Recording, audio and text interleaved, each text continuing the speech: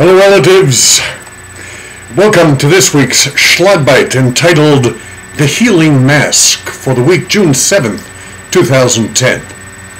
A couple of weeks ago, along with my colleagues from the Turtle Island Project, we conducted an experiential workshop entitled Creating Healing Ceremonies. The project, which is comprised of both Western and Native American healers, believes that ceremonies provide the structure by which people get in touch with their feelings, the place where the human spirit dwells. Before the retreat workshop, we asked participants to bring along a sacred object, not necessarily a religious one, but something that held special significance for them. And during the workshop, we imbued those sacred, symbolic, totemic objects with new power. We use the language of neuroscience, myths, and ceremonies to explore the many ways that can influence the healing process.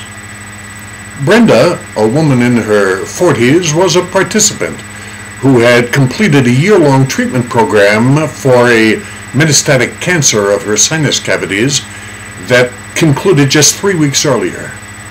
She came to this weekend to celebrate the end of a torturous regimen of surgery, radiation, and chemotherapy which left her hairless, without any saliva or taste, weak and tiring easily. She came to the weekend a scarred warrior who wanted to celebrate the end of her treatment. We set the stage for her healing ceremony by telling the story of the Native American Sundance ceremony, where warriors offer their flesh as a sacrifice, ensuring not only their survival as individuals, but their survival as tribes and the entire earth. And then we created a healing mask for her. Brenda laid down on a long table, holding her sacred object on her chest. A native medicine woman, one of the International Council of 13 Indigenous Grandmothers, blessed the space and prepared her face. I applied a plaster cast to her face, leaving her eyes uncovered. While the mask was drying, the other participants circled around the table holding their sacred objects, listening to the drumming and the singing of Sundance songs. The participants danced slowly around the table so that each one had a chance to look directly into Brenda's eyes. As they touched her and whispered to her and filled her mask with the healing power of their love and their investment in her continued health. Let me tell you how Brenda described it. I closed my eyes as the mask was being made. The water from the plaster strips dripped into my eyes, ears, and neck, and the back of my head. I can still feel the healing waters on my skin. I thought about the rigorous treatment over the past year and how I learned about a will to live through the toughest time of my life. The entire year was transforming from being sick to being healed, and this mask represented all that I was about to become. When the mask was done and the drumming and singing started, I saw the entire group dancing around me. I saw their sacred objects and felt their hearts through their eyes and their touch. They held my hand, touched my feet, said prayers over my head. I was able to see deeply and feel the healing.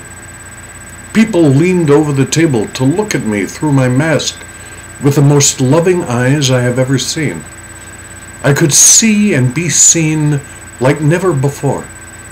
The objects danced, the people danced, and I felt completely loved. My heart was touched so deeply as I thought to myself, they are doing this all for me.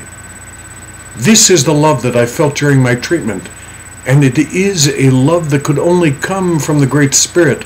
It is the true essence of healing. After the mask dried, the group decorated it with their own hair, beads, drawings, stones, and feathers. Brenda responded to me after the event and said, I can still hear the beautiful voices and feel the gentle healing touch. I can see the people and sacred objects dancing around me, I feel so alive. I still don't know how my story will give the experience the power that it deserves, but I do know that I am truly blessed. So it is, relatives. The healing mystery and the power of touching in loving ways. Have a great week. Enjoy. Remember, we're all related. Stay connected. I say this for all my relations. Mitakuye.